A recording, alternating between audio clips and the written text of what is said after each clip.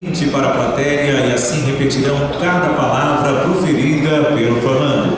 A partir desse momento, formandos, estendam o braço direito.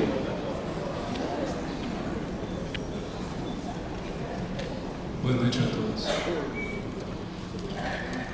Comprometo-me, no exercício das prerrogativas do meu grau, acreditar no direito como a melhor forma para a convivência humana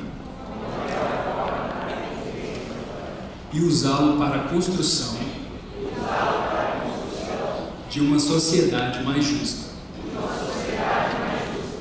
Comprometo-me combater a violência em todos os seus níveis, servir a todo ser humano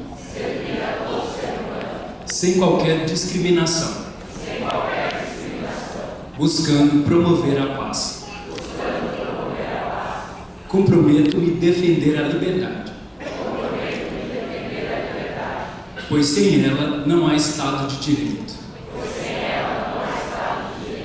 e nem possibilidade à justiça e à paz. Que possam exercer com coragem e discernimento as atribuições do grau que neste ato lhes é concedido, movidos por propósitos de pacificação de conflitos e de promoção do Estado democrático, social e de direito. Que possam enfrentar cada desafio da carreira que ora abraçam, movidos por ideais de justiça e de humanidade.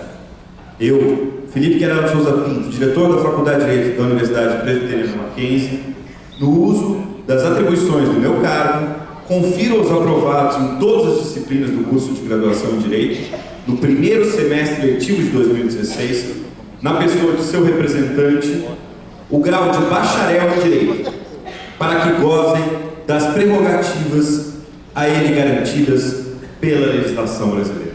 Parabéns.